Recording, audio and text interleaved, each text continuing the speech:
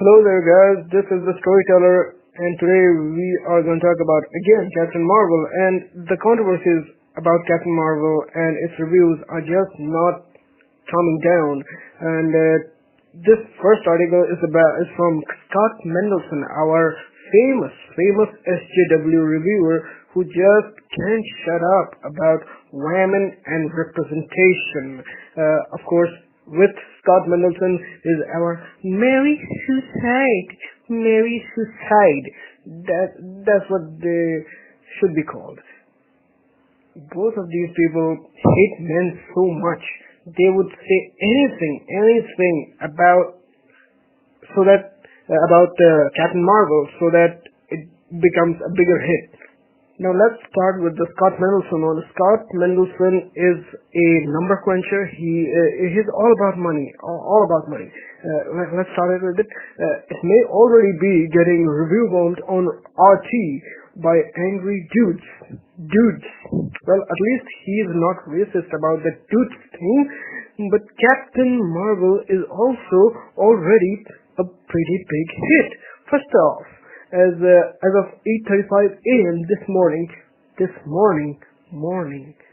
March 8th, this morning, the movie has 58,000 reviews, brutally 31% user score, and he talks a little gibberish about Avengers also had 52k reviews. Of course, it had 52k reviews in the whole time because they didn't go out in the public denouncing people.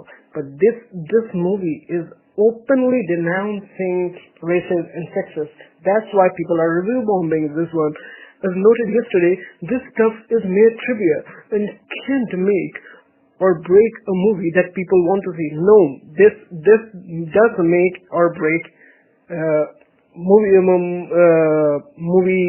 earnings. This does make or break movie earnings, and we've already seen the Guardian article where it specifically says that things on RT that are boiled down to reviews, they do make or break the film earnings. Paying consumers, the ones who will eventually participate in cinema score and post-track polls, this weekend really wanted to see Captain Marvel last night. The Brie Larson, Samuel Jackson Goose the Cat sci-fi fantasy earned a whopping 20.7 million in Thursday previews. Oh, 20.7 million. Okay. The 21st MCU movie, a 1995 set prequel directed by Anna Boden and Ryan Fleck, is notably for both the Marvel Cinematic Universe's first solo female-led, oh my god, so much, MCU first female-led superhero movie. Okay, solo superhero movie. They have to say that solo superhero movie because there has been a few other female-led superhero movies, but there were multiple super people in that movie. That's why they have to say solo female-led superhero movie. Walt Disney released it on International Women's Day. Of course, they have to release it on Women's Day because they want to clarify their agenda. It's so full of agenda. And this Thursday, preview figure is essentially double the 11 million that Wonder Woman earned in its Thursday previews in the summer of 2017. Oh, good. Okay. That means by default, I suppose, that Cap Marvel has the biggest Thursday preview. They just have to do this, it has a biggest Thursday preview, and then if it is released on a Friday, then it's a Friday preview. They all have to change those small letters, small adjectives. Or is it a Thursday? Is it female-led? Is it on Women's Day? And after adding 10 conjunctions, 10 words, they add the word, this is the first this kind of movie to get out. And this is the first this kind of movie to make this much money. They are all about agenda. They are all about promoting this movie. They are not reviewing anything.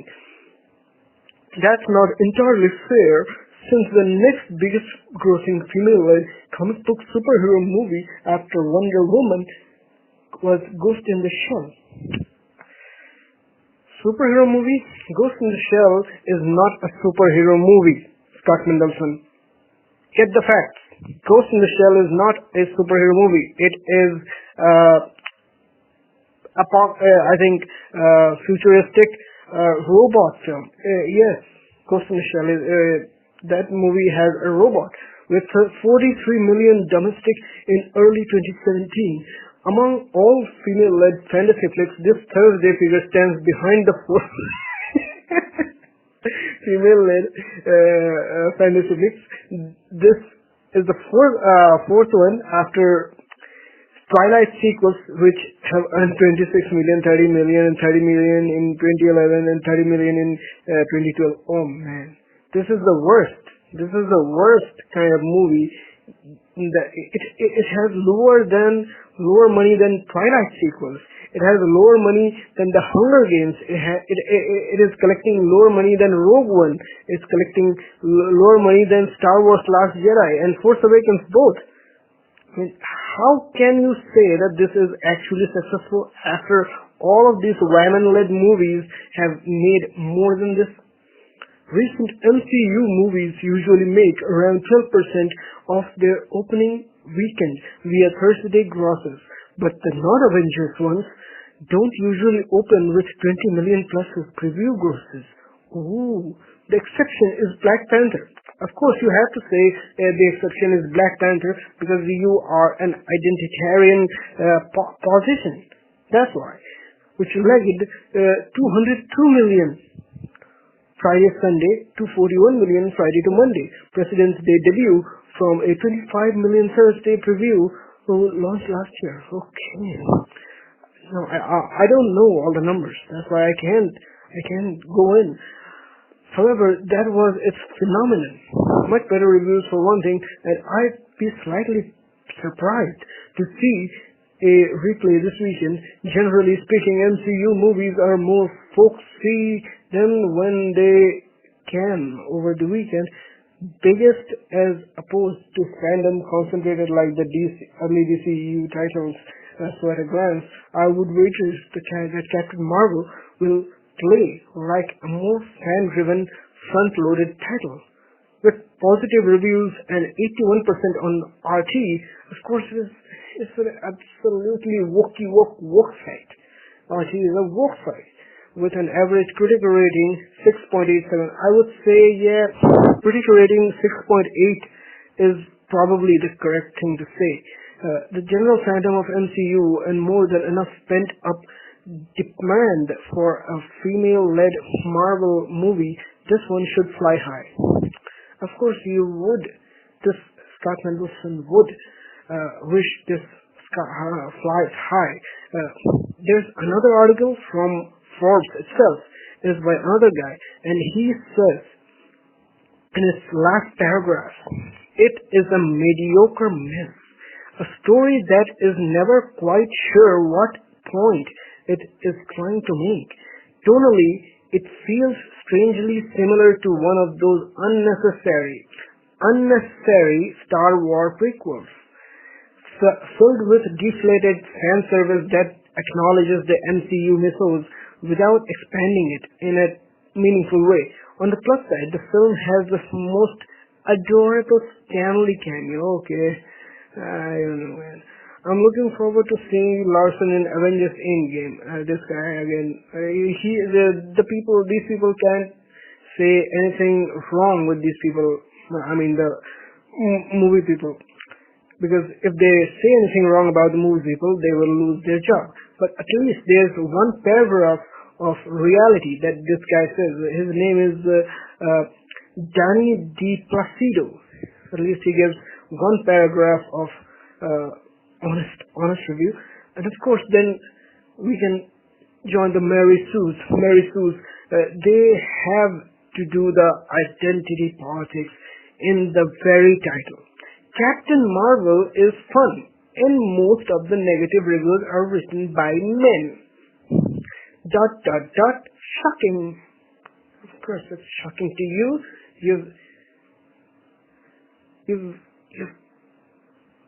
This writer has probably spent last whole few months talking against men. I'm sure of it. I can say I am surprised that most of the negative reviews of Captain Marvel are written by men. I saw the movie last night.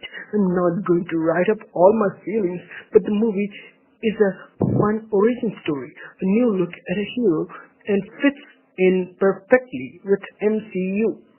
So their problems with the movie seem strange.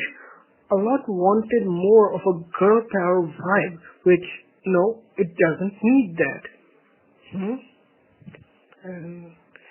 Part of the problem with Captain Marvel is that people were angry that she had a feminist agenda, I guess by just being a woman and existing. So the fact that, no, not being a woman and existing, she clearly went ahead and said, I want no white dudes to tell me what to do. And if you look at the Captain Marvel character in the comics today by Kelly Sue DeConnick, Kelly Sue DeConnick is a crazy feminist. And Captain Marvel, in last few decades, she has been a swimwear-clad woman. A swimwear-clad woman, sexy and beautiful. But now, after Kelly Sue DeConnick joined in, that character has transformed into a fully covered character which shows no skin, and that's why men don't buy that stuff. Men don't buy that stuff at all. I guess by just being a woman, exactly as I said, it's not about being a woman. You are racist and sexist, that's why.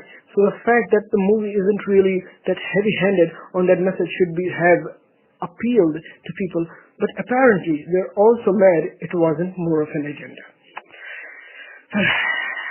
It didn't need to be. The best part of the movie is when everyone keeps telling Carol to get her emotions in check, and she just says no and does whatever she wants. Yeah, I'm a girl. I'll do what I want. Whatever I want. That being said, Twitter is pretty much in love with her. Twitter is the most misandrist site I've ever seen. Everybody on Twitter openly attacks a man to just exist and say Happy Men's Day. And trust me, if you say Happy Men's Day on November 19th, some feminists will climb on your feed and tell to SJW. Trust me, they will. Look, I get it. It isn't for everyone. At least you get it. But it is telling that most negative reviews of the movie were written by men. Is it my favorite MCU movie? No. That still goes to Captain America. Okay. Captain America Civil War was... okay, I guess it... their anger comes from messages that wouldn't have benefited the movie, and the storyline isn't predictable, especially if you're new to Carol's story. So should you go see Captain Marvel? No, I will not go to see your Captain Misandrist. This is the end of this chapter. Of course, you, however, the listener, can go to Captain Marvel and do whatever they want, but most of the reviews are telling it is a mediocre movie with a mediocre plot, with a mediocre, very, very mediocre, or should I say bad special effects.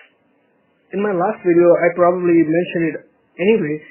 The first one fight is good, and then after that, it's all the way downhill.